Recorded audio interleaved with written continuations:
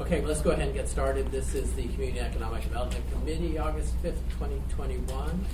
Mandy, can you do the roll?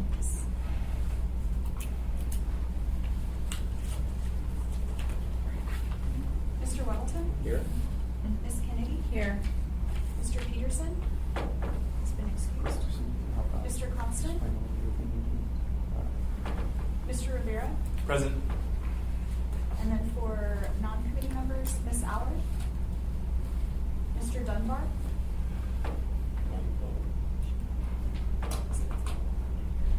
Mr. Dunbar is on the phone. Is that the mic right there?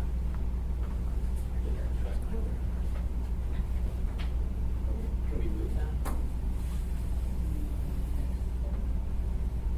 Oh, there's a pretty long Can we cord. move that?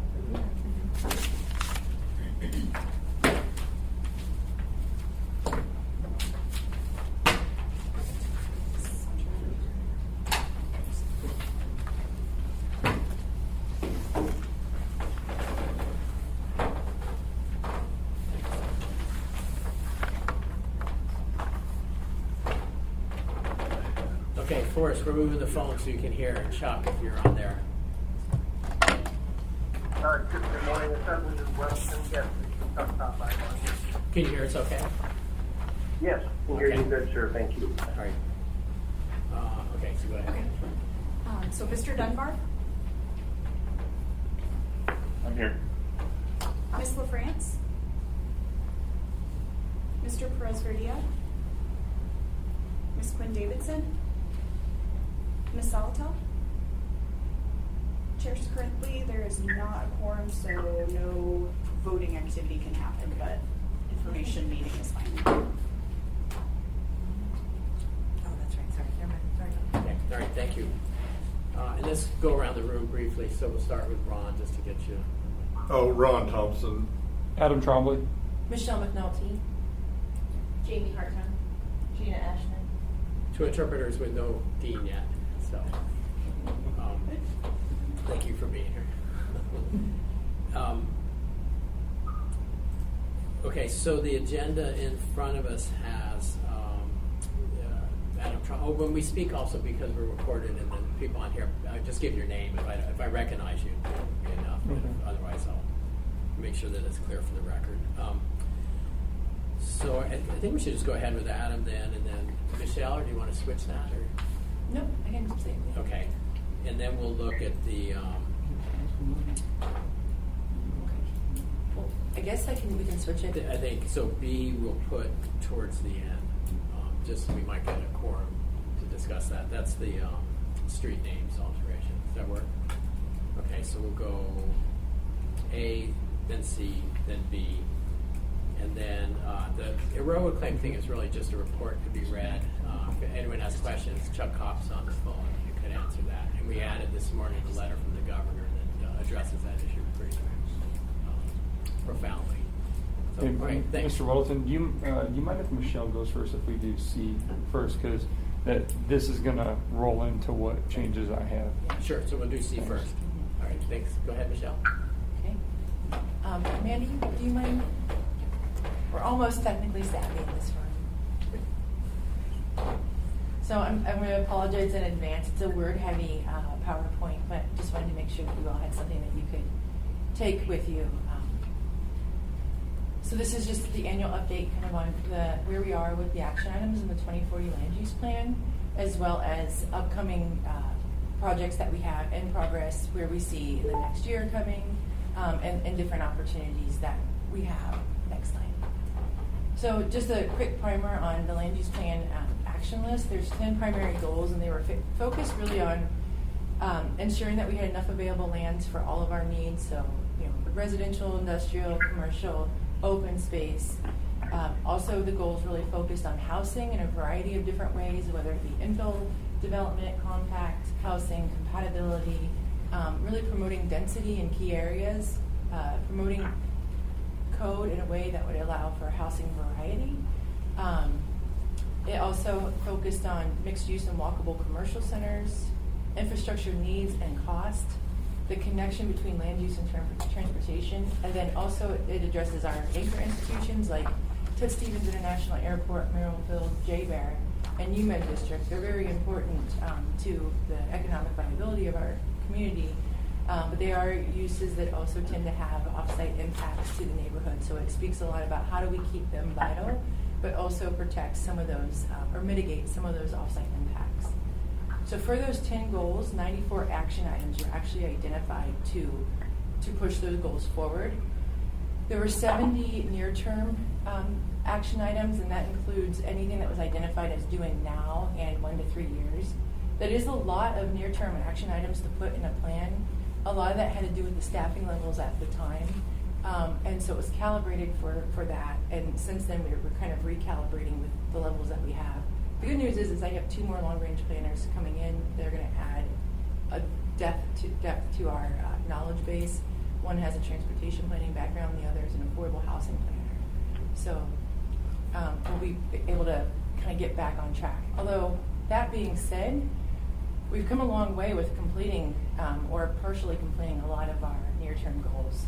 So that's just a breakdown of where we are. And when we talk about kind of that groundwork complete, a lot of that is, some of the goals actually required data collection or creating certain tools so that we could take the next step. For instance, the SAFE tool that I'll talk about later, small area implementation planning.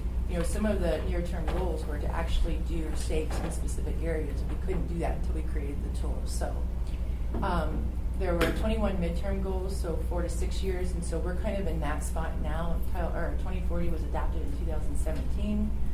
The goal or the action items that we've completed for that really are the ones that were revolved around accessory dwelling units. That was at the time thought we would be looking at that later on, but in reality, it was a much bigger need quicker. So those got probably reshuffled to the near term, and we haven't started any of our long-term plans or action items. Sorry.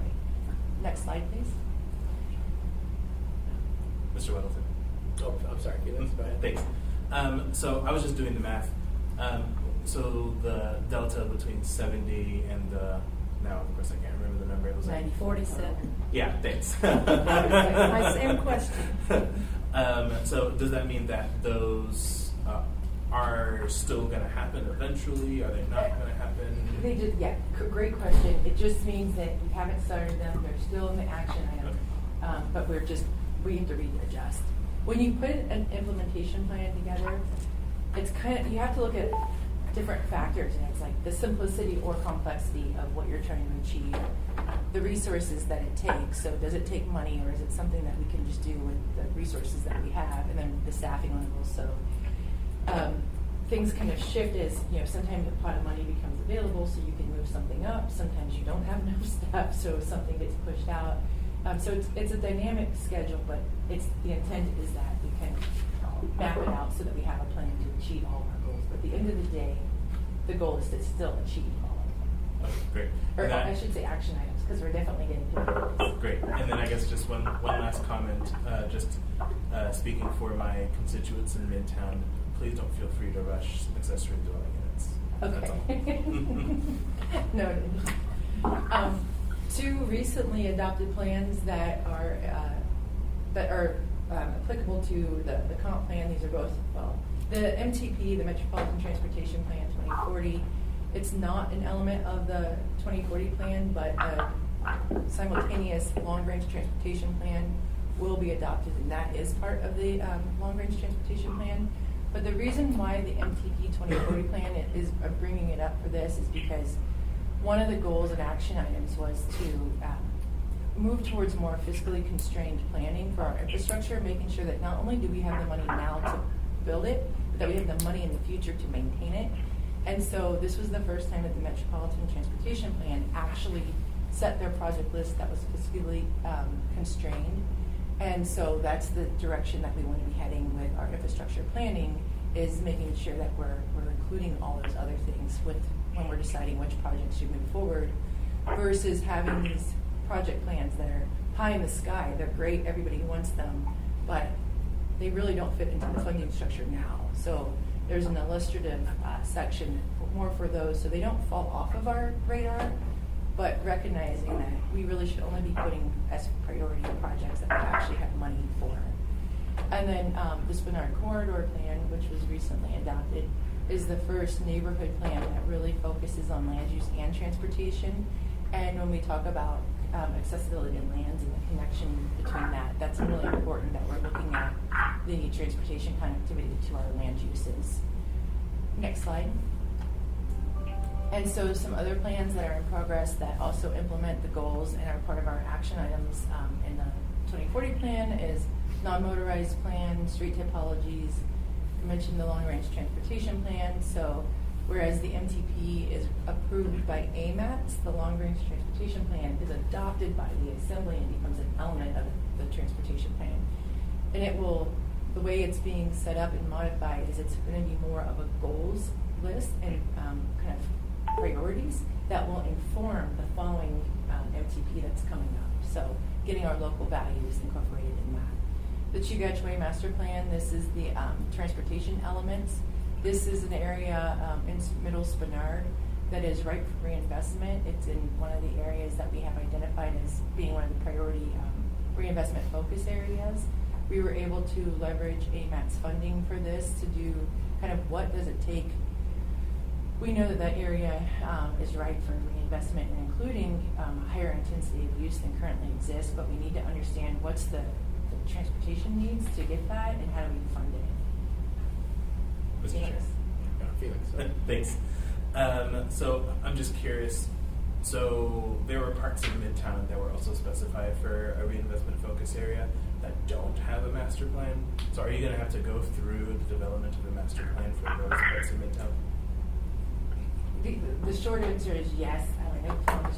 We're kind of in, this is kind of the pilot run. We're trying to see, okay, the purpose of a reinvestment focus area is it allows for more of a public-private partnership where the private sector or the public sector really tries to get these areas ground ready and understanding the development costs so that we can put those either in the capital improvement program, the TIP.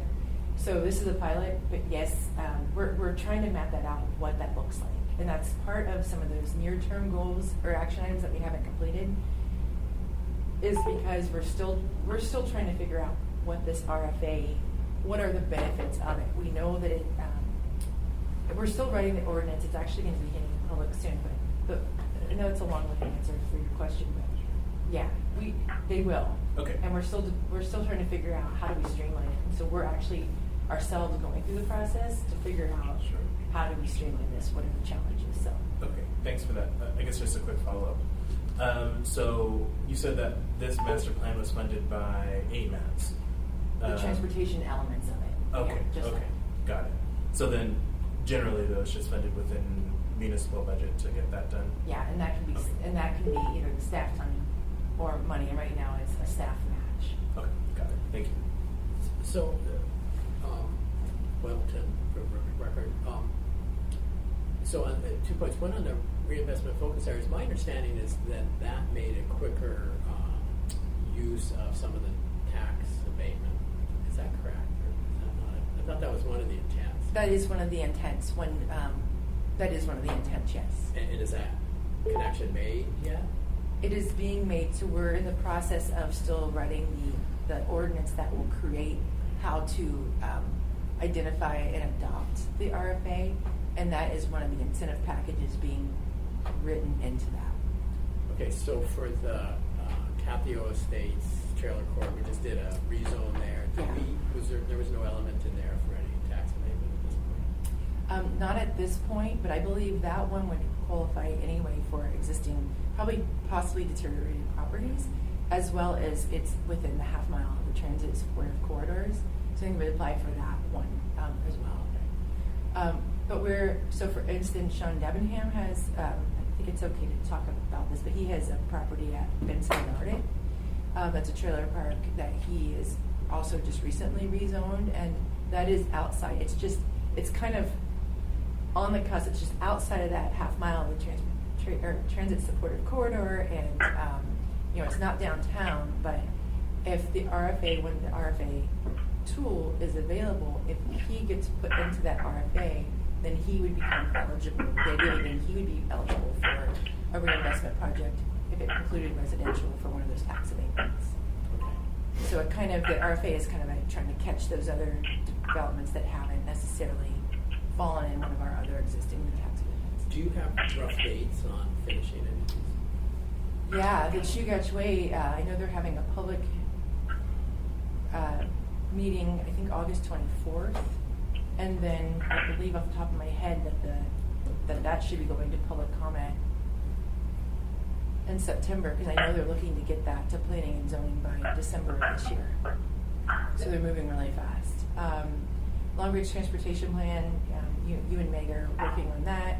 I am waiting Monday, my new long range planner comes that has a background in transportation planning, and so this is going to be a project that I hand to her. Kind of, I think she'll bring better expertise than I can to this, so she'll be a better help to you. Our downtown step 2, that's the downtown plan update. This is on schedule to also be in front of planning and zoning in December of 2021, so we've made really good progress on that. And then the UMed Transportation Demand Study, that's looking at ways of dispersing traffic in the UMed areas, looking at alternative schedules or other means, so that we can look at alternatives for parking and various other challenges that district has. This is an AMATS funded project, and the RFP is going through the purchasing department now, and hopefully we'll be hitting the streets soon. Our fingers are crossed. It's been in purchasing for a while, and then I think that's it. I think the other one's non-motorized. That one has been to the policy committee, but all of these are on target to be early or late 2021, mid 2022. Great. Next slide. So I won't go into detail because I think I've spoken to this group a lot about these different ordinances, but these are just various ordinances that have been adopted since 2017 that are directly related to the action items and the various goals. And so, creating the medium density residential, mixed use residential districts, creating more tools for subdivisions, accessory dwelling units, cleaning up some of our subdivision standards with the municipal code of regulations, and then with Title 21, we had a lot of conflicting information that was creating situations where requirements were actually getting doubled, like double the amount of parking, wider widths, and resulting in a loss of residential and just confusion and cost. And another major one that you all just have recently seen is the Our Downtown Step 1, where we actually brought the downtown zoning districts out of old Title 21 into new. And we are about one zoning district away from being entirely out of old Title 21 and entirely into our current Title 21. So, Which is that? the DTs,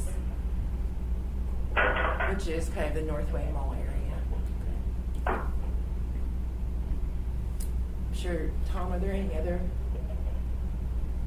That's certainly the biggest one. There's the B4 district that will do Joe Theater, but that's just a little site. It's almost out of there. All right, next slide. Just these are a few others.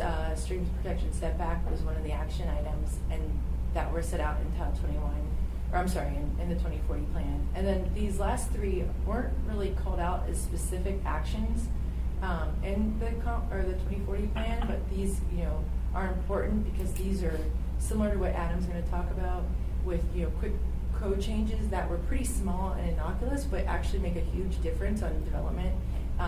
So for instance, the alternative equivalent compliance, that was allowed for design standards, but it wasn't allowed to be applied to landscape. And landscaping is the one thing that we often see that people need flexibility for, whether it be for residential or commercial. So we made a quick change to code and allowed AEC to be for landscape, and it's been hugely successful. We've been able to really help, especially like infill developments that are trying to use an existing structure and are trying to come into compliance. I think that's been one of the biggest changes from an administrative tool that we've created.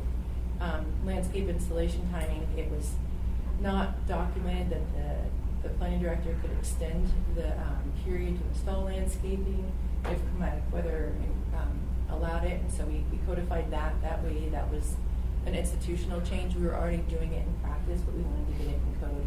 And then a land reclamation amendment.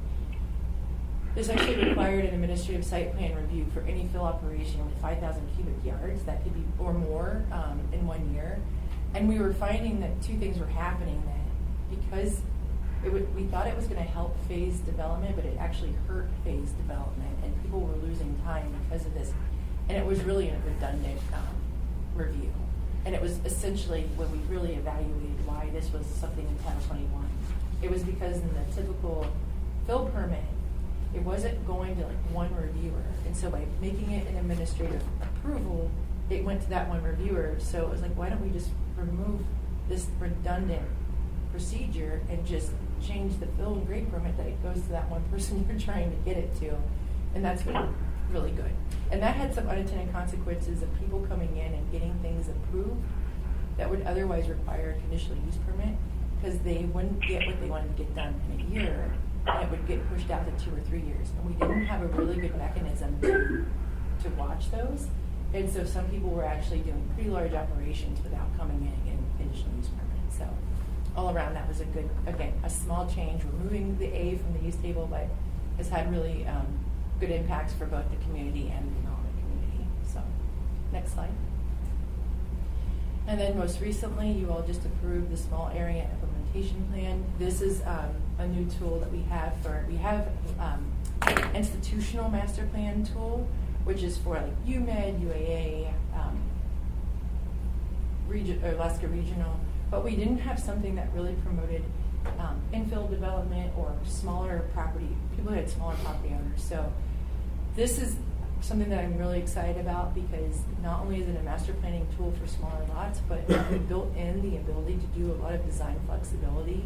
So essentially, you could kind of write in your own design standards and request variances through this process that would then become a one-stop shop to get your approval for 5 or 10 years out, and having that certainty, and for the reviewing body to be able to look at that, the whole development in a very holistic, comprehensive way. And with that, we can, if you have 5 lots, you can, as long as you're getting, the density and aggregate of what you're trying to achieve, you can be flexible on where you put certain things in that property. And with challenge sites, that's a huge deal to not have to put everything in one spot, because the zoning for that one property is there. And so to say, like, you could have 5 properties that maybe have 2 different zoning, but you kind of get the flexibility of those zoning kind of being on either properties, if that makes sense. So we're really excited about this tool. Next slide. And sorry, John, just for that will also be something that's huge in the reinvestment focus areas. So ordinances in progress, the reinvestment focus areas, we will be, I believe we're on track for an August, September public release of that. We've gone through quite a bit of legal review with other departments and agencies to understand what we do have for incentives. What we found is we don't have a lot of incentives to offer right now, but we still need this tool, and eventually we can create more and more incentives as we move forward. But we want to get the framework in there so that we can start looking at properties and getting them identified as reinvestment focus areas. The other thing that we've done is we've amended the capital improvement program and the transportation improvement program to add points if you are within RFA. So trying to help really prioritize these areas of where we want to see infrastructure upgraded, or in some cases installed for the first time. The R2 amendment, this is something you all might be familiar with. This is the R2 has a 30-foot height requirement, but limited to 2.5 stories. And the 2.5 stories limitation was kind of a Band-Aid fix, because this has to do with housing compatibility. And so we've been working really closely with a lot of different home builders on, okay, we can't just go to 3 stories in every instance. In some instances, there is a reason that we want to see a sloped roof or otherwise some setback to protect the scale of the neighboring property. And we've come to a really good agreement. Right now, we're just in the process of getting some graphics done that will help illustrate the different points and make it much easier to understand so that everybody can interpret it. We're trying to go more that way of providing graphics with our words so people are more visual, and sometimes it's easier to understand what we're trying to say when we show it visually. And then another just big project we're working on is parking and site access. And so really this was looking at, originally it was kind of dubbed the by right parking reductions, but it really is looking wide at our parking needs, parking requirements, looking at how to streamline the approval process for administrative reductions. A lot of people don't want to go through the process because it oftentimes results in requiring a traffic or a parking study, which, you know, depending on the size of the site, those can be costly, time consuming, and it's that, you know, one more thing that's an unknown. So we're really looking at just building in the by right direct reductions where it's appropriate and across the board in some uses. This is also turned into looking at on-site maneuverability and just access as far as it means the driveways.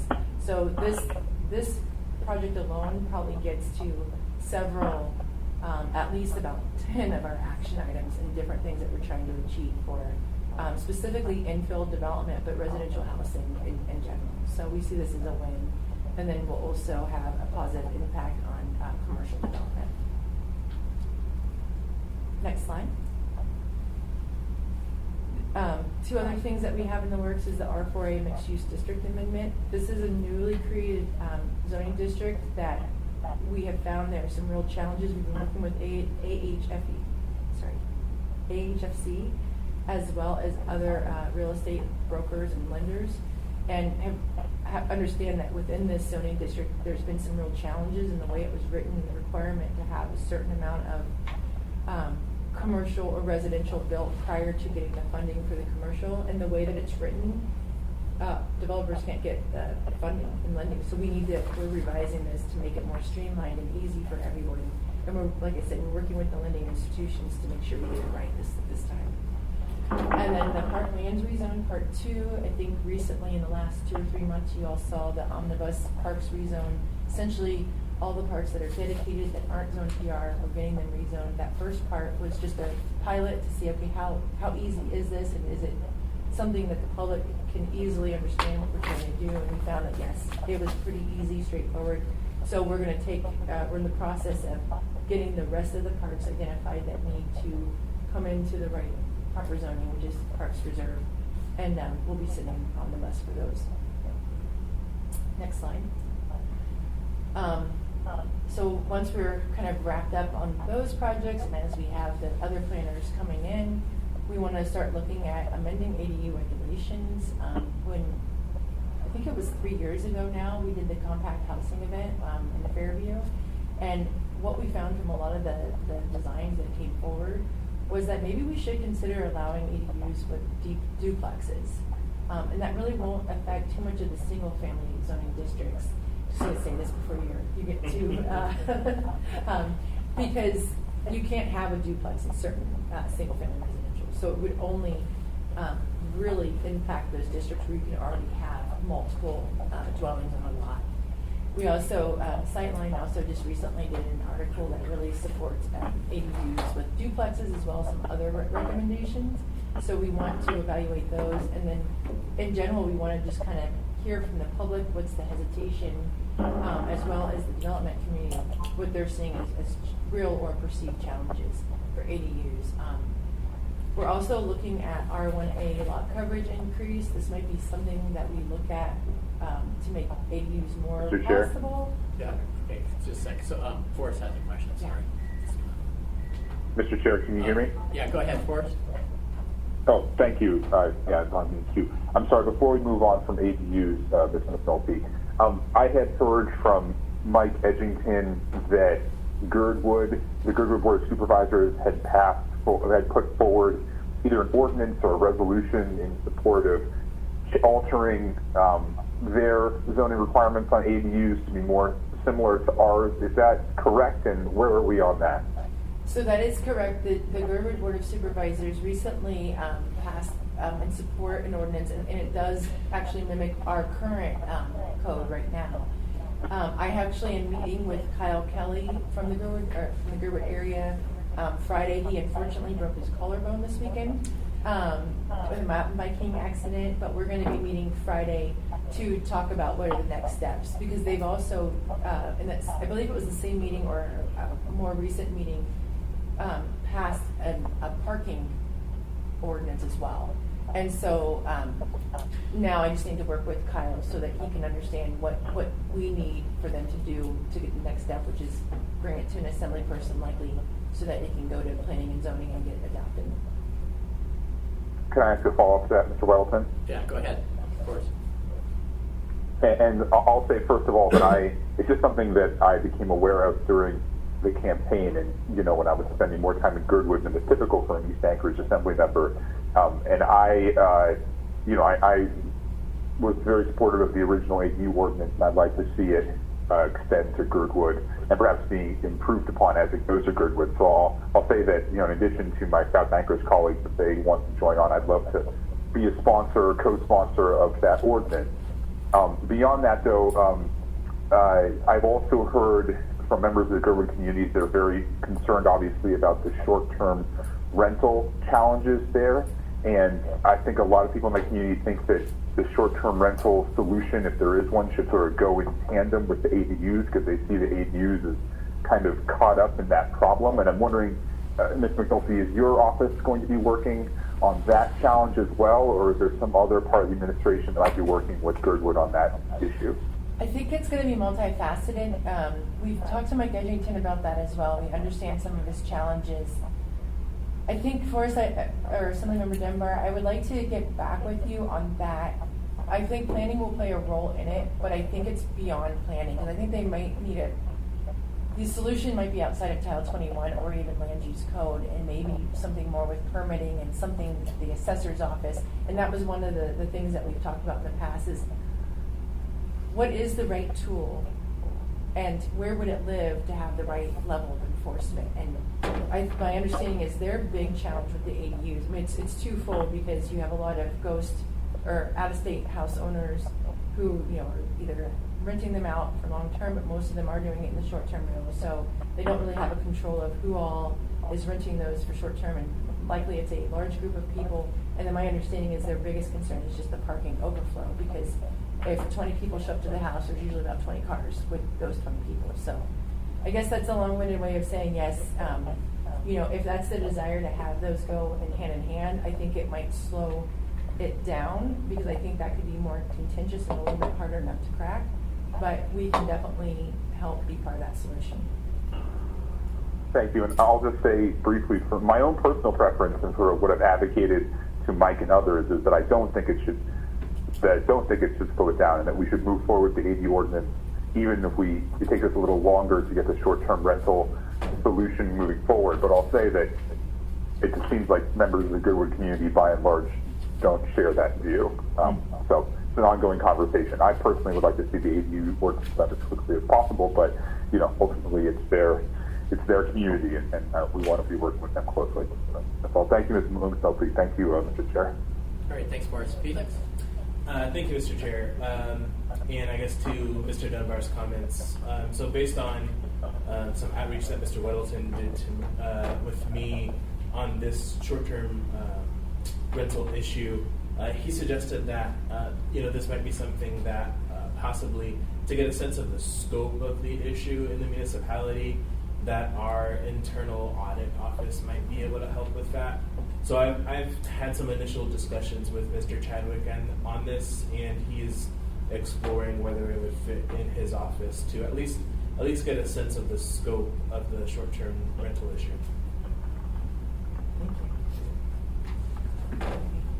Just to connect that, because Felix is chair of the audit committee, so we were looking at it, and I sat in with Mike Edgington and others in Girdwood had met with a company that does online checking of who's renting what, and they check the listings and see if they're actually paying their taxes and so on. Gotcha. So that's something the cities do. So we wanted to look at that, and in doing that for the taxing, we also get a sense of how many are being rented. What's happening is they'll rent them to individuals long-term for the winter, but you make a whole lot more money short-term rentals in the summer, so they get kicked out for the summer. So it's very disruptive. So you have workers living in their car all summer for 4 or 5 months, and then moving into a rental, they get kicked out. It's just very odd. Wow. Okay. Well, great. Looks like we'll be adding to that list of probably things we'll be involved in. But I'm glad you guys are looking at that. Thank you. So we're looking at, and I put R1A lot coverage, but really we're looking at what makes sense in various other zoning districts. For instance, one of the ones that we know for sure makes a lot of sense is the R3. That's going to be one that I think Adam's going to be talking about. But we're also looking at other districts that we're not quite sure if it's appropriate, but in looking at other jurisdictions, we do have pretty limiting lot coverage in the far as we're definitely more prescriptive than other communities. So it might be time to relook at that and kind of figure out why are we limiting single family developments to such a low lot coverage, and can we increase it without really having an impact to the community. It also might be something that's in connection with one thing that we see is a lot of R1 properties are developed in a way that they don't have enough lot coverage left over to have an ADU. And so maybe there's a way that we could increase it for the allowance of a connected ADU, maybe not a detached, but an attached ADU. So I'm not quite sure if that will be its own project or something that we look at as we're amending ADU, but it is something that we want to make sure we're allowing the right type of development and that we're not obviously hindering it. And then kind of in that vein, we also want to do an evaluation about what changes are needed to encourage and incentivize fourplexes over duplexes. So a lot of things that we're hearing from the development community and even just residential homeowners that are doing their own projects is the way there's some conflicts in code that are creating a situation where even though the lot is big enough and zoned appropriately for a fourplex, because of the conflicts in code, they're only being able to develop a duplex. And if we can get those where they can increase those to fourplexes, we start to chip away at our housing gap.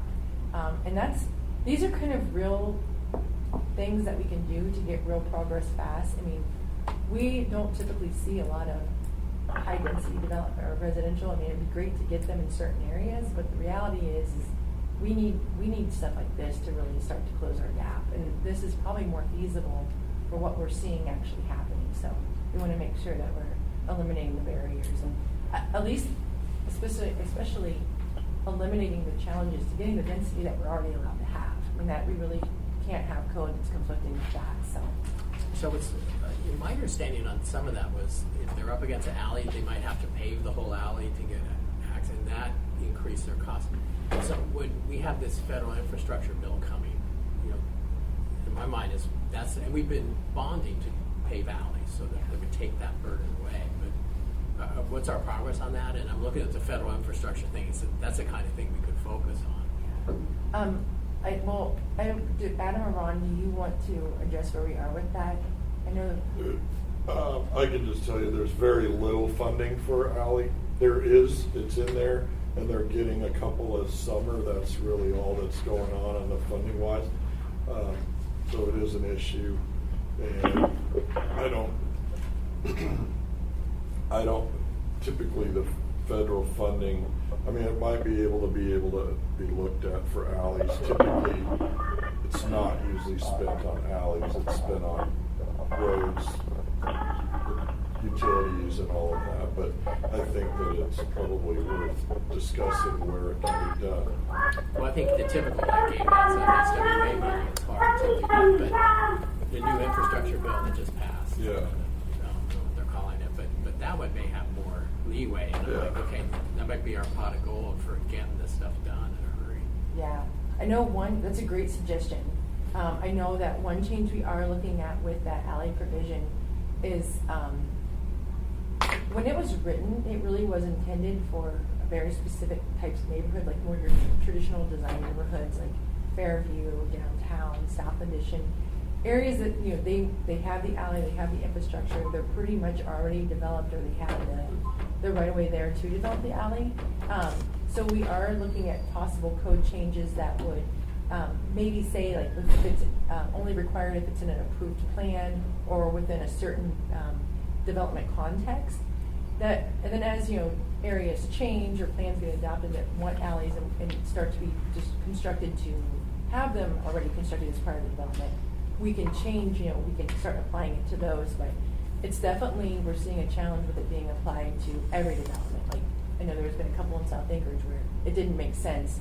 And I think the other thing to the cost is it's not just about that we can pave the alley, but that we have the money to clear the alley of snow. Because if we are telling people that's going to be their primary entrance or their primary drive, we need to make sure that we're also putting the money to maintain those alleys. And I think that might be one of the bigger challenges we have, especially having them all throughout Anchorage. So, Very good, thank you.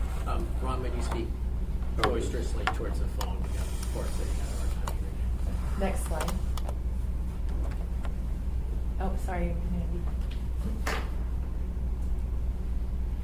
So just some current opportunities that we see are, development potential of Tree Graduate area. So not only are we doing the transportation study, the element study, CHA is putting a lot of investment with their CHA Spinard East project. So they've constructed two duplexes. They have a senior living facility going. They have an all ages multifamily that just went up behind their office building in Spinard over by the Carousel. That we're seeing spur, JJ's come in, and JJ Brooks with the Maggio trailer park, and Sean Debenham, they're coming in. We're starting to see them rezoning to be in line with the land use plan, really starting to set themselves up for reinvestment and start to develop in those areas. So that could be a huge win for the Spinard area.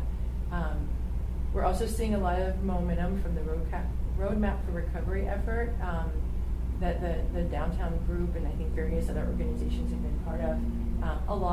We've been able to leverage what that group was already doing from getting the business owners together and really promoting our downtown step 2, which is the update to the plan, including using that as an area to put surveys through and really have gotten a robust amount of feedback on that are really setting us up for the third step, which is updating the downtown code.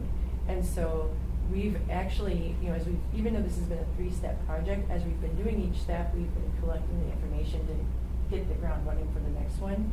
So we're on schedule for the plan to be updated January of 2022, and then turn around and being able to do a pretty quick effort to get some recommended code changes forward that will help spur what we hope will be at least remove one of the challenges to downtown development. Some of the challenges are the aging infrastructure, but we're looking at ways to even tackle some of that. We have a utilities group as part of this, so we're really trying to get the information now so that we can be ready to do whatever it takes to get downtown development ready. The new administration has come in and really looked at the streamlining of electronic permitting. I don't know how much has been rolled out to the public, but I know that that's going to, I think, be a huge opportunity for us, and the ability to have staff using their time more efficiently on doing the work that's in front of them. The omnibus code changes that are coming forward that I'm going to discuss next, a lot of those actually support 2040. I think most of them directly support 2040. I mean, if you look at some of the action items, it really is to streamline permitting, remove barriers, and that's what a lot of those code changes really do. And then using, now that we have the SAFE tool, we can look at using it in targeted areas. And sorry, I just realized this is targeting. And then the other thing we need to do is that we have a lot of targeted area rezones identified in the 2040 plan that we haven't been able to get to. So I think this, the Assembly's probably noticed a lot of fee waivers that have come in. So if someone that's in a targeted area rezone, it wants to move faster than we can move, we're at least trying to waive their application fees and do whatever we can to really help them move their rezone forward. But as a whole, we need to relook at, okay, we really thought we could do all these areas. How can we do this faster? Because we're realizing as we're helping facilitate these other rezones in a really real way. When I say facilitate, we're doing a lot more hand-holding than we typically would. It's a lot of staff time. So we need to figure out how can we do this more efficiently and get some of these done. So we'll probably be bringing something, I suspect, to you all, because we're probably going to need some help from the Assembly So, okay, these are in the approved plans, how can we just make them so, instead of making people go through a pretty intense process. So anyway, I believe that's the last slide. So, any questions? And thank you for giving me almost an hour. I know, that's good. Well, it's good to have these updates, and it is impressive how much has gotten done. Really appreciate that. It's good to get the review of stuff we've done over the last couple of years, and you forget. So, nice to have it combined. So, are there any questions from the committee? Forrest? No, hearing nothing. Okay, do you want to? Well, we turned Sure. that down, so. No, it got turned back up. I think he's muted now. I'll move on to the code section changes. You have that document in front of you. Some of them we won't address just because there needs to be more work done. And I'm thankful Michelle is here to help clarify if you need additional detail. I was going to give you the 30,000-foot view of these changes. Number one, we've already addressed the curb type. You've sent that to planning and zoning. Number two, Title 21 user guide. This removes any reference to the user guide. The user guide doesn't actually exist, and so it creates confusion in Title 21. The appeals process, Michelle's working pretty heavily on this. We've met with the clerk's office because it does lump in the clerk's office when it comes to appeals. And I will preface real quick is that some of these are going to be sent in that omnibus. The appeals one will not be in an omnibus. That will probably be a standalone because they'll require, I'm sure, work sessions on your part to better understand it. Number four, what this basically does is it adjusts the square footage on lots. So currently you can only build four units on a 7,000 square foot lot. By making this change, you'd be able to put 5 units on a 7,000 square foot lot. And then I'm assuming, right, in 8,000 you'd be able to put 6, right? Right. So it changes it removes the bump in square footage, which allows you to increase your density on a lot. Number 5, Michelle may have to speak to this one a little bit more. I think this is a really, really good one. Michelle came forward with this one. It gives P&Z the ability to act as multiple other boards. Right now, depending on what you want done, say you'll have to go to P&Z, and then you'll have to go to urban design, and then you would have to go to the plating board. And what this does is it says if you have to go to multiple boards, you can go to one board, P&Z, and they have the authority to act as the other boards. The other challenge that we run in, that developers and the public run into, is that say you go to the plating board and then they make their comments, and then you go to the P&Z and then they make their comments, but it conflicts with the comments back to the plating board, so you're consistently going back and forth trying to resolve this. If you can just go to P&Z, they can look at the project holistically, and it will speed up that process. It will reduce staff time substantially because staff has to be and follow the projects along with each board.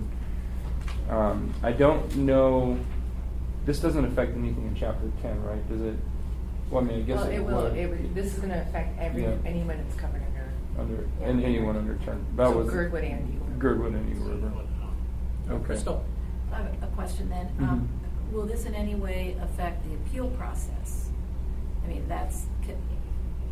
because that's kind of part of this, right? Essentially, that's why we have a lot of these different commissions. So it wouldn't, so how it would work, so currently planning and zoning can act as the planning authority if they have a conditional use. So if a conditional use is already going to planning and zoning, they can act as the planning authority. So what this is saying is, but when that happens, it's 2 separate applications, so it's 2 separate actions, but just by one board at the same night.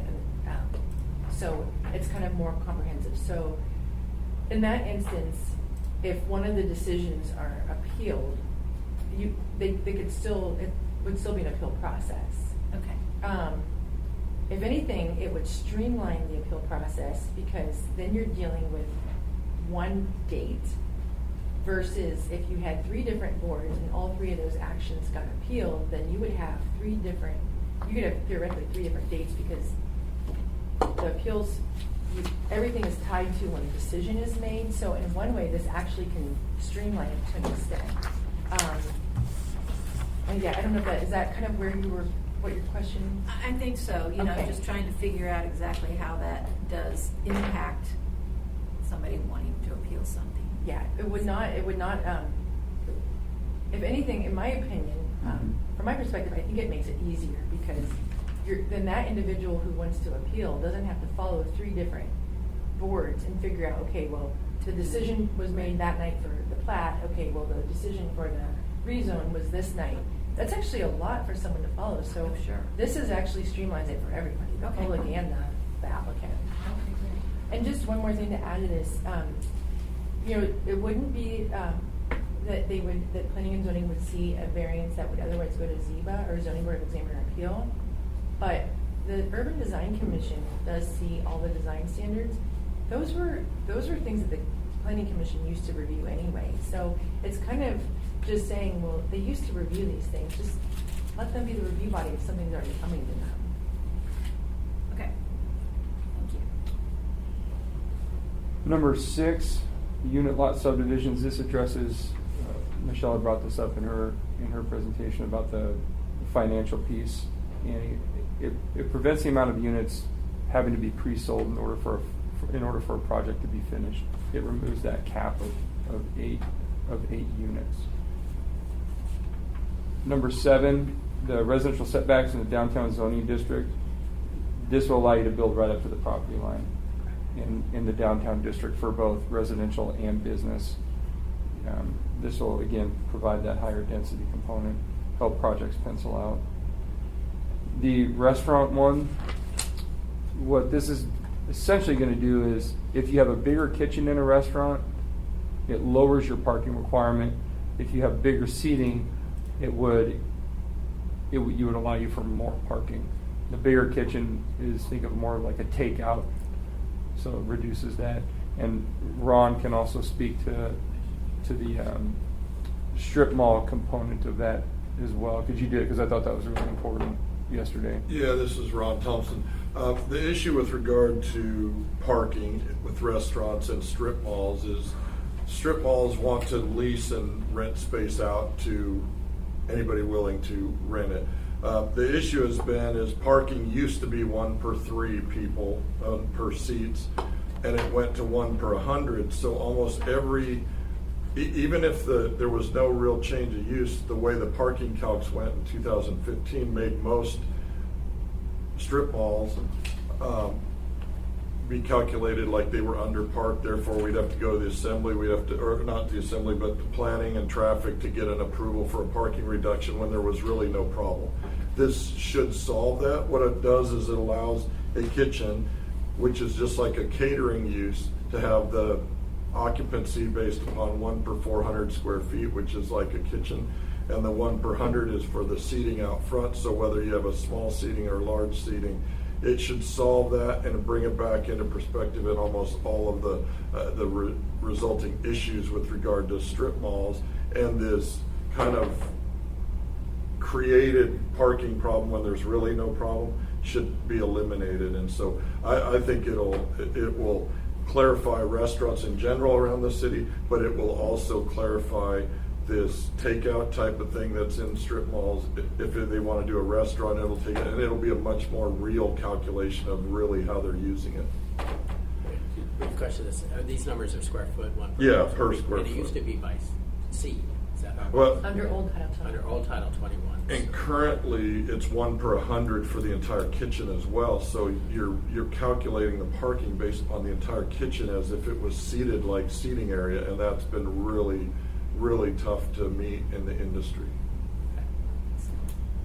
Moving on to number 9, removing the word private for parking lot or structure. There is no designation in Title 21 that says private. It's just parking lot. You just have a parking lot. Yeah, so just to eliminate the confusion in Title 21. Number 10, I'm going to scratch that for now. That has to be reworked. Number 11, right now, if you have a lot over 40,000 square feet, you can have a Connex on it. The issue is, when does a Connex no longer become a Connex? And Michelle's worked really hard with her staff to come up with something that defines when it is no longer a Connex. So that may very well be a standalone ordinance, not an omnibus, because I'm sure that we'll receive quite a bit of public comment on that one. So, and we'll be happy to work that through your committee as you want. Driveway paving, number 12. If your driveway, say you live on the hillside and you live on a gravel road, right now your driveway has to be paved. Am I correct on that? Or Yeah. provided with wrap. Or provided with wrap. This will allow your driveway to be gravel if it comes out onto a gravel road. Okay, all right. I thought we'd done something with that, but we looked at turning it orange, someone wanted an exemption. It's I thought still, it was dealt with. yeah, we're still seeing it in code. It's somewhere. Well, they were onto a paved road, and they didn't want to have to do it, but it's okay. So this is if it's paved, then you need to have paved apron, but if it's gravel, then you can have a gravel driveway onto that. I remember dealing with this long ago, but okay, well, that's good. Number 13, aircraft hangars. Right now, it's not in the table of accessory uses, so we're simply just adding it to that. Provide some clarification for the public. Number 14, that doesn't exist. That code reference doesn't. Do you need this? Well, Forrest just having trouble here. Is that, Oh, okay. did you get that? Well, probably he has a hard time because the phone hang up. Well, Did it hang on? That's a great way to stop a conversation. I can't hear you. It is. It's not on. I'm happy to go back if you. so I should say Adam hung up? Yeah, please don't do that. Right before it's changed. You can do it after Tuesday, I guess.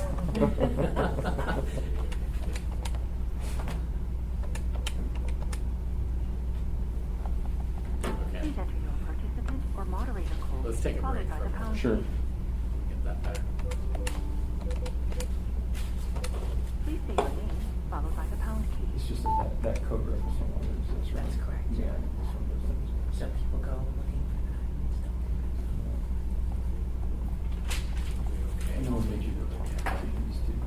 I don't have any notes around it. that. Mr. Chair, can you hear us? You're on. Can you hear Thanks, me? thanks, Okay, Forrest. Mr. Dunbar, this is Adam Trombley. What was the last one you heard?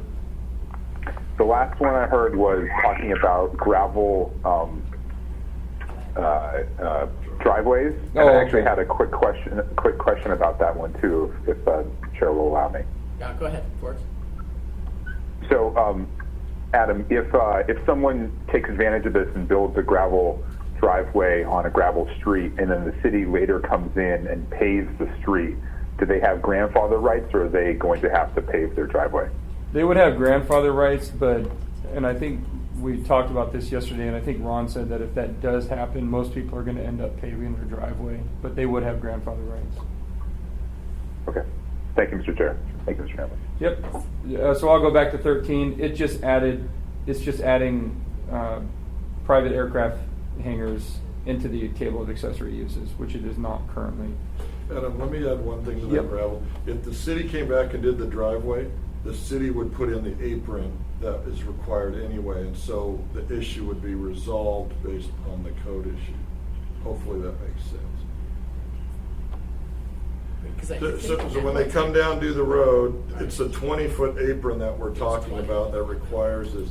And that 20-foot apron would be part of the road project as a design standard. We would have to put that apron in because the city wouldn't be putting a road in with gravel that could go right out into the right-of-way. So they would create this apron as part of the construction project for the road. Okay. Hopefully that helps But answer how that. much footage would that be? A minimum of 20 feet. There's a flat apron that's required for cars to be able to stop at before they enter the roadway, and that apron would be paved to match, so then the gravel would travel out onto the main road. And that's kind of part of all road design when we come in and do, when the city or anybody is required to put a road in.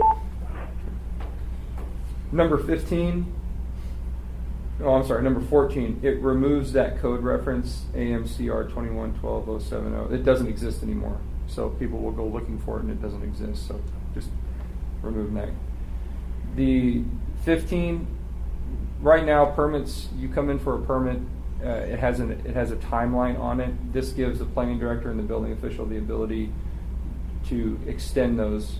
And then what we'd also like to do is we'd like to make those retroactive. Once we pass this, and retroactive to what date, we haven't defined that, but we will in the ordinance. 16, there's some, not confusion, but some more discussion needs to happen, so we're going to cancel that one. 17, I think this is a big one. It's residential design standards. We'd like to put a hold on that for 365 days.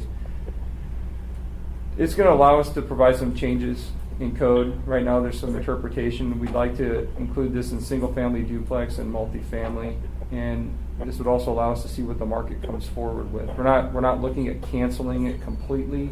We're not looking at eliminating it. This may very well be, I'm sure there's probably going to be a standalone ordinance on this one. Again, maybe some work sessions, I'll make sure I put that standalone. So we can vet that one out. But again, we're not looking at getting rid of residential design standards, just put a moratorium on it for 365 days, give staff some time to clarify what those standards are and see what the market comes up with. Okay, yeah, I just have a question on that. So is that kind of a new project, a new planning project that's going on? So that there are obviously some kind of design standards that exist and we would be maintaining throughout that year, correct? Well, that's what we have to, I think that's why it would be a standalone and require work sessions, because this, yes, I mean, obviously. What's happening now? Right now, we're seeing is that there's a lot of confusion and complexity with the current menu of choices, and it's really hard. It's slowing down development, and so right now so I think the idea is that we put a pause on the moratorium for a year while we work out the challenges, because it's really hard and frustrating and challenging for a designer to be designing as planning department is kind of changing the code. So it kind of gives us all a minute to, let's look at this, where are the conflicts? Maybe there's a different way of doing residential design standards without being so prescriptive. Maybe there's an opportunity to do, something else to achieve what we want. But, given our current housing crisis, given, different things that we're seeing, it does seem right to address this and kind of, let's see if this doesn't help relieve some of the issues, because it is a real challenge and it is adding time to getting developments through for residential housing. So then are approvals for some of these projects then on hold as well? I guess that's what I'm trying to get at, is that how does anybody get approval right now if we have a moratorium on this? Well, they would still just go through the building permit process, but they wouldn't have to defer to Title 21 for the design window choices on how to design the house or the residential. So, just the type of things would be percent of windows, Yes. doors can't be on the side, have to be visible, covers, and things like that, walkways and Right. so on. So that would be scratched and just. And it would be anything goes? Or Well, and that's what I think we need to talk about. So we will need to figure out, is there some level of guidance that we can give at a minimum? You provide, and the windows one is interesting because we actually know that that's one of the biggest challenges.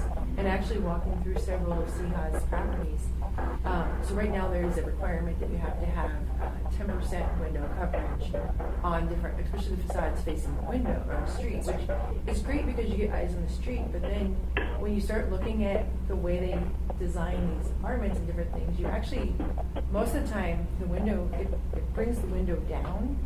And then you end up putting the couch right in front of it, and it's blocking the window, and then it's an eyesore from outside.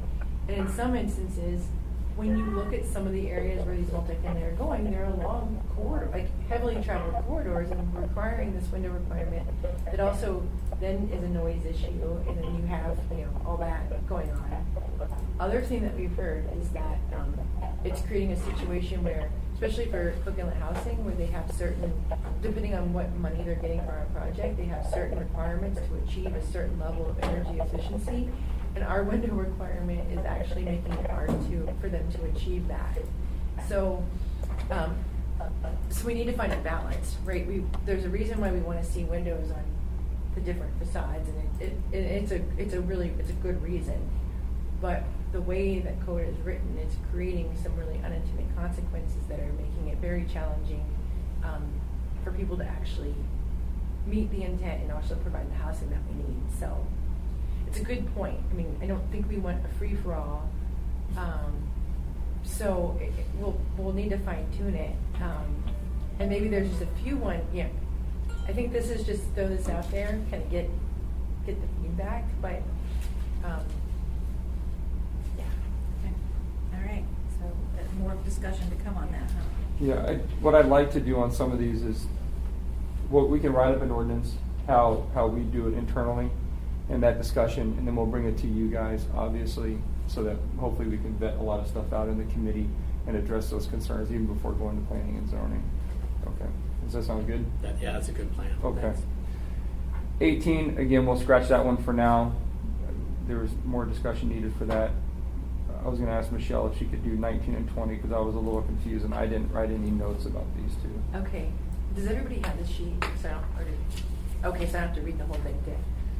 So these are two changes that have come about. So we had a reset development project that came to us really early in conceptual stages.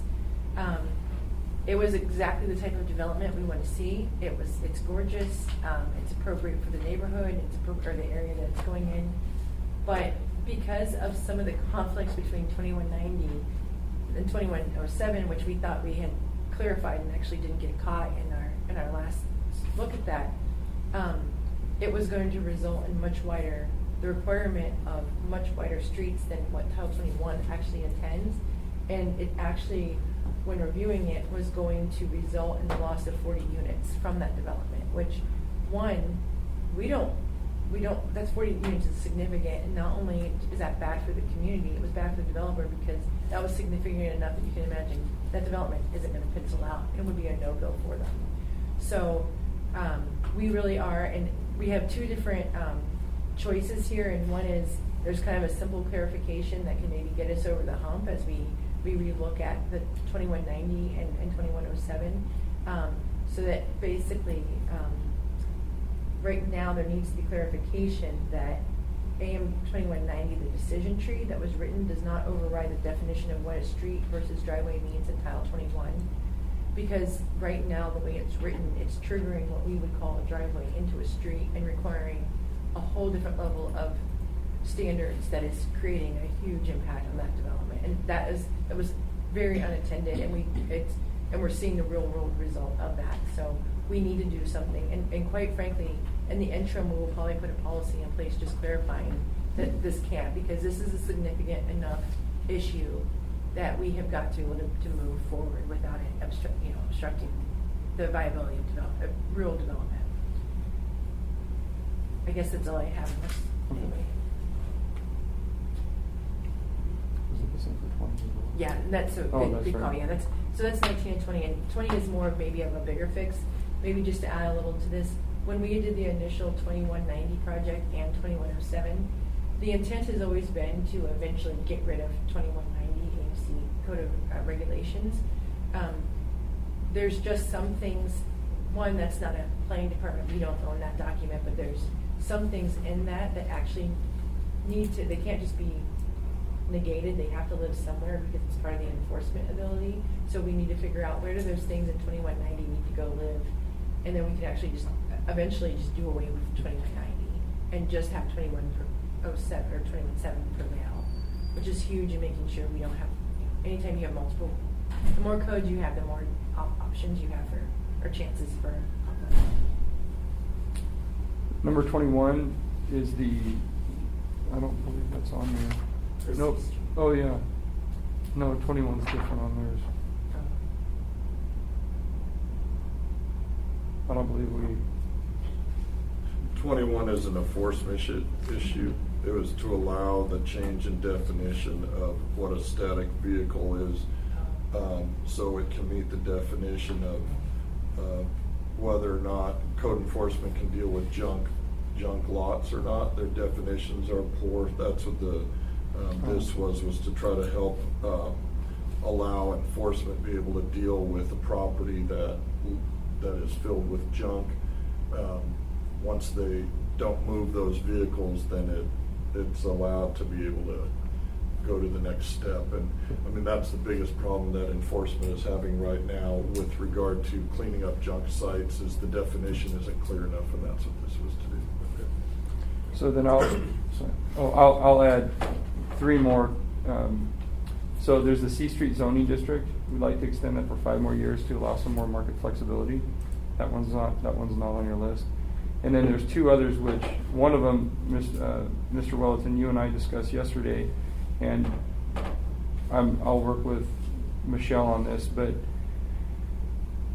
and correct me if I'm wrong here, one of the things that you recommended was that if a property is going through a rezone, and that rezone is shown on the land use plan, that it can't be protested. Okay. Do you know my point is there, Michelle? And I think definitely on these your strategic rezone areas, if the land use plan says current zoning doesn't match our vision for this area or property, we've already approved that land use plan. We said good to go. Well, if someone then comes for the rezone and there's a protest that raises the level, I think that should not be available. So We've already said yes, increase the density or use or change the use or whatever. So then someone couldn't protest it and force it to a supermajority? Yeah. Does that only apply to the assembly, or does that supermajority go to P&Z? That's it only applies to the assembly. But yeah, it may not apply often, but Yeah. it just seems like that tool could, often enough you might have this is rude for colleagues, but you might have people just say, I'm going to represent my district. I'm not going to vote for this. You got 2 gone. And they can't lose too many more votes to get that rezone go, which matches the plan we've already adopted. So that was my thinking on that. I'm fully supportive of that. It kind of gets to this developing a strategy for completing those targeted area rezones. I think that just goes to the conversation of if we have an adopted plan that says this is what we've all agreed, why are we making it so hard for people to actually implement it? Right. And when we're seeing that's a tool that other communities are trying to go. So I think that's definitely something we should look at, maybe a short term, get that in with these changes, but then also kind of lends just itself to developing a strategy of how do we get these targeted area rezones. If people want to rezone it, let's get it done. And then the last one I have, this came to my attention the other day, and we didn't talk about it yesterday when we met, but I'll just put it on the radar now. I think it's a good idea, depending on the zoning and depending on what you're building, you have to provide for a certain amount of open space. And 300 square feet or 200 square feet of open space or something like that. Yeah, depending on the square footage. However, let's do a hypothetical. Let's say I'm building something that's going to require the element of open space in my development. But say I'm buttressed up against a wetland, or there's a park, 50 feet down the street. Finding a way to utilize that as your open space, because sometimes projects won't pencil out because you require that open space. It removes the living space in the unit. When you're right up next to a wetland, or you're right up next to a park, or there's a school park right down the street, something along those lines. And again, that has to be vetted out more and how we would look at that. But I just wanted to put that on the radar as well as something else. And there's some other ones in here that we don't have, but we'll bring those before the committee. Some other 23 changes. We kind of have a plan for some of these are going to be immediate, some of them are going to be 60, 90 days out, but we'll make sure we come before this committee to vet all those prior to introducing them. I might add one other thing on there is and I haven't looked at it for a while, but I think the threshold where you require a landscape architect to design the 1,000 landscape square plans, feet. it's 1,000. It seems low for not a huge benefit. My experience was I paid the landscape architect $1,000 and got my thing approved, then went in for a change approval with the design that the landscape did, which was totally detailed, met all the requirements, and it was free. So it just 1,000 square feet seems quite small, but I would like to look at that again too. We've heard that before from other people as well. That's all I have, It Mr. gets Chairman. very low. Unless there's any other questions. And We'll look forward to this. That's what we're for. This Okay. committee.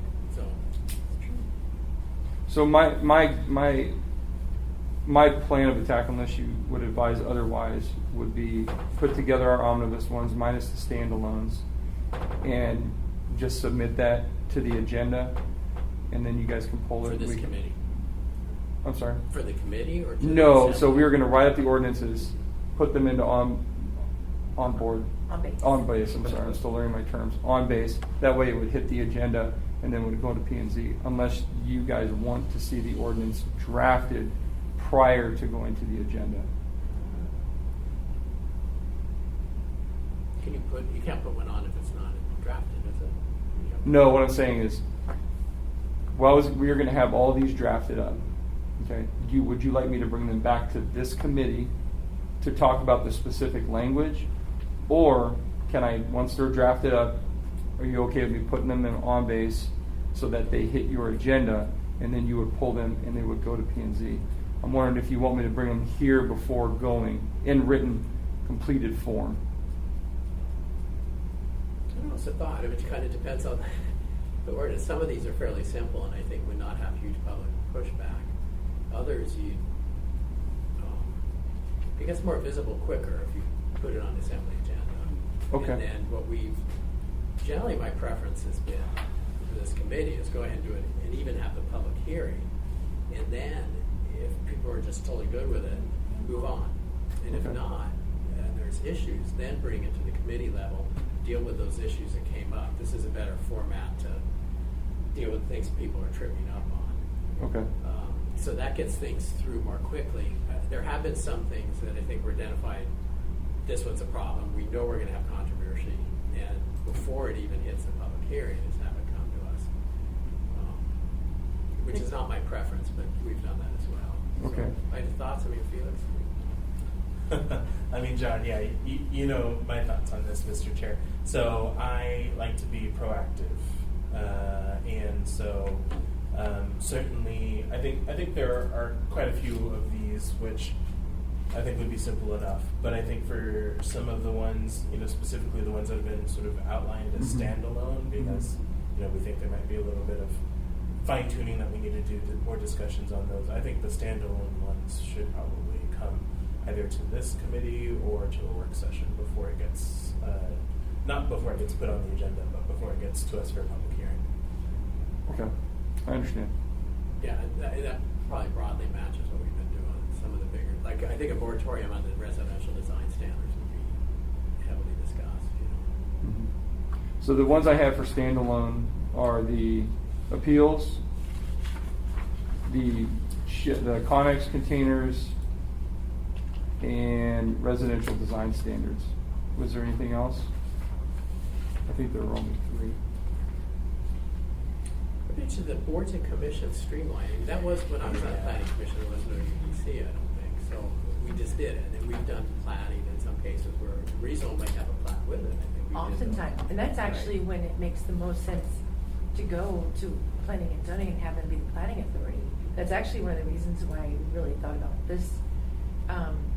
Because oftentimes when you're dealing with a rezone or plat, it's because you're either creating a new zoning district or you're trying to clean up a split zone. So if planning and zoning is looking at the rezone, they should look at the plat that's cleaning it up. So I think for the public as well. Public comes in, they don't really care about the rezone typically. What's it going to look like when you're done? Yeah. And that speaks to the plat.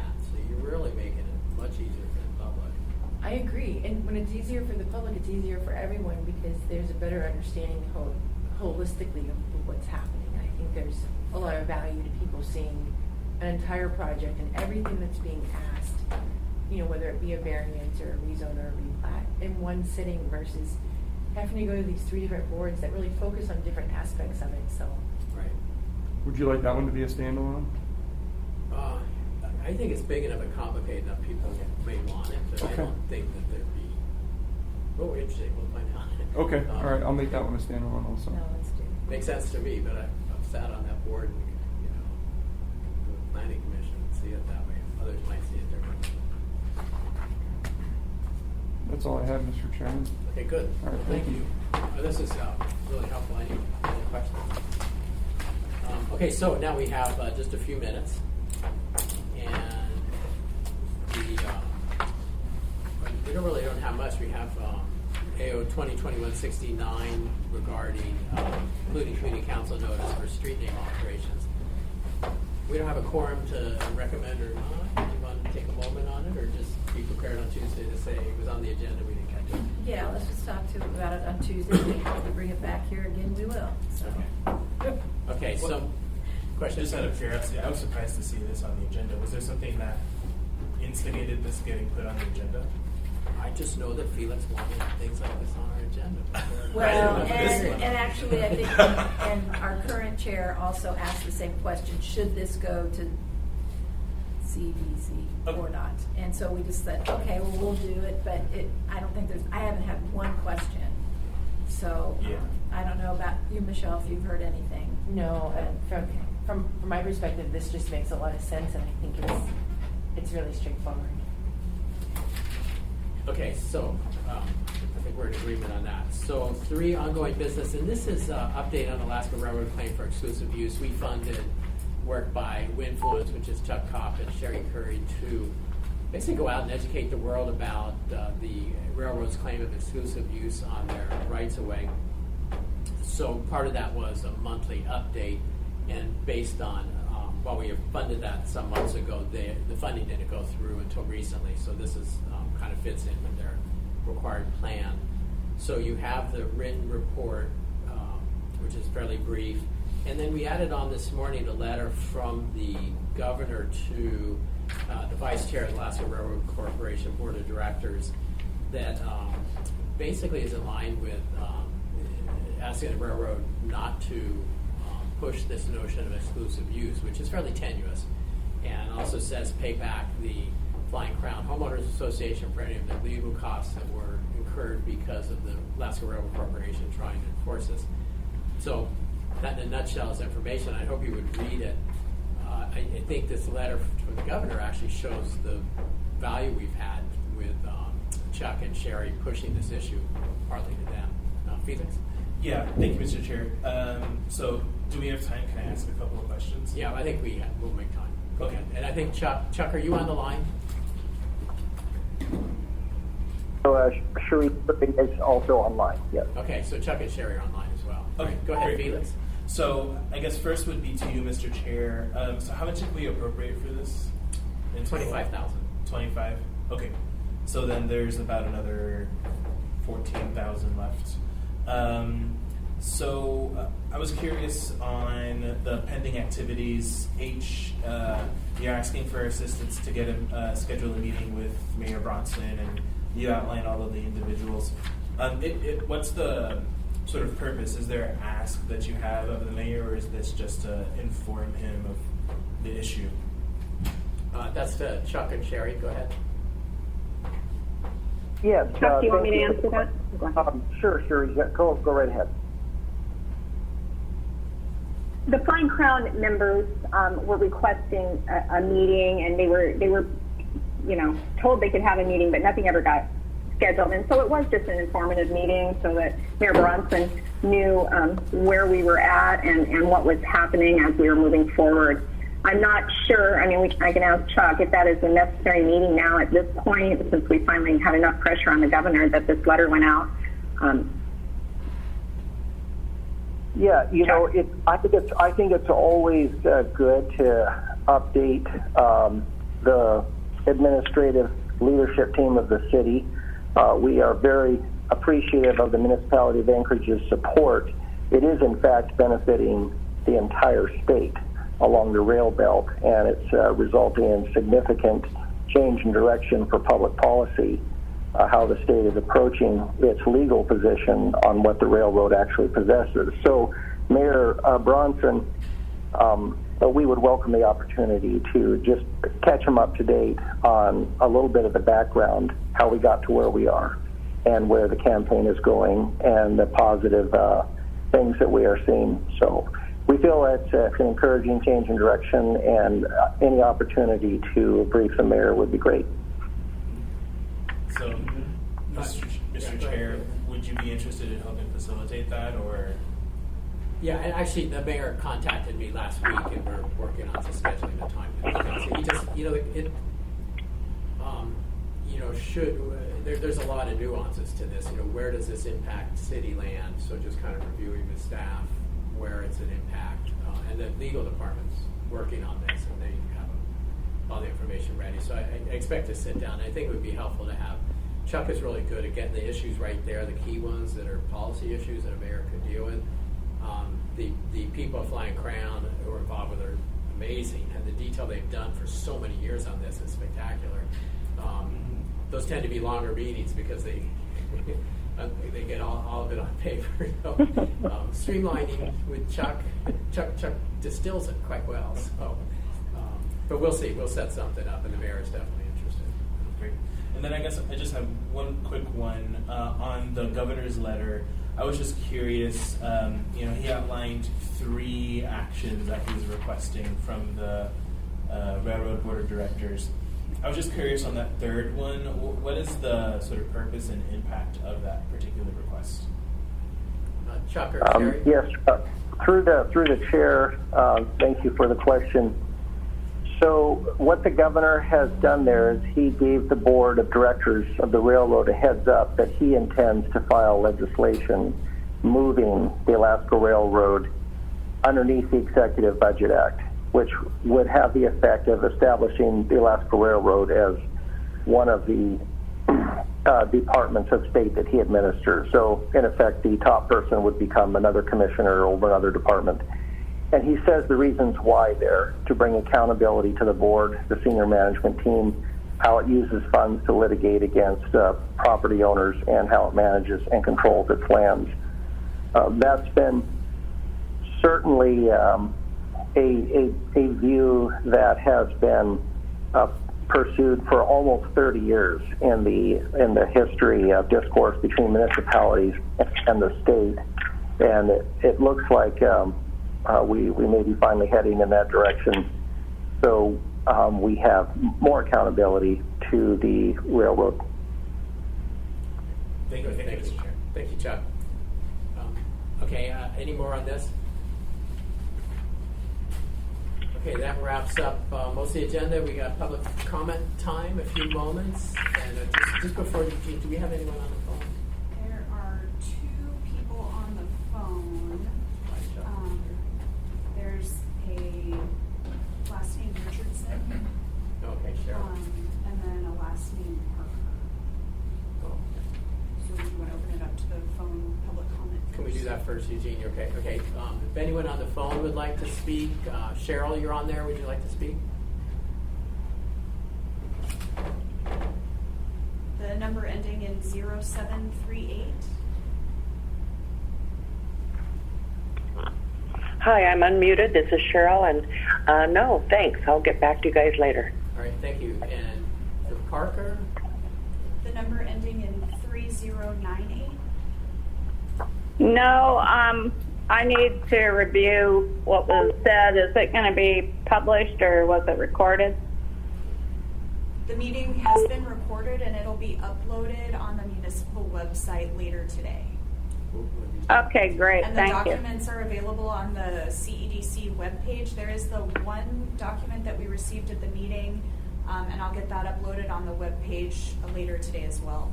So all the documents should be available online. Thank you. Yeah, thanks to both of you for attending. Eugene? My name is Eugene Carlhaven. I represent myself. Follow the public process. The public process is inappropriate. A decision made by the governing body is more like Republicans. For those who are not in this room, I'm witnessing what's left in the room is 3 assembly members, 1 member of the clerk staff, and that's it. Everyone is gone who was the people who were doing presentations and so forth, including the newly appointed recommendation for the Economic Development Department position. It really concerns me because on several matters is that, for instance, with reference to the documents, some of the documents were not even made available to the clerk to download until during the meeting, and we did major presentations, 2040 and so forth, and that wasn't available for the people to see. There was no way for people to see it before the meeting, and these were major issues, and it really concerns me of this kind of fast track. Also, when the director has not been confirmed yet, that's Tuesday with a few confirmations for this department, he walks out. Normally Shuti, who was formerly held that position, he would be in, and I would years attending this meeting, he would be at the entire meeting. This is a new pattern. You had a health committee one the other day where the newly appointed that has not been confirmed yet for the health department leaves early. This is now a pattern here with the economic demo where Shuti was known, and you as members of Assembly have seen his involvement, whether you agree with him or not in his work. He at least had paid attention to listen and be here to get any questions answered and so forth. He was at these meetings. What occurred today was the appointment recommendation from the director is for you to fast track the scenario where the stuff wasn't really available for the people to see, for you to see, and allow for you to expedite the situation going to the assembly instead of having the documents being reviewed appropriately here. I'm glad Assemblymember Rivera had made a concern in reference to part of that and having more looking into the matters, but it really was not a full permit. Let's see it here before it goes. It allowed for an open door for these items that were before you, some of them, to get fast-tracked. The public has seen enough of this fast track, and the idea that the scenario that was happening here is a message to see what the new administration's department in this position is going to do, whereas the previous administration has been more appropriately connecting with this committee and being in these rooms, and now they're not engaging with you. They're just asking you for something and then walking out. This is not right. And I said at the last confirmation, where I said strongly against the health director, this is a message is alarming, and this is not good for process, and this is not, and for someone who was holding the position, a member of the assembly a few years back, when I was attentive on the elections and on this Assembly Ethics Election Committee thing, where more than 40% of the polling precincts ran about in the print enough, that election was certified, and he was on the chair.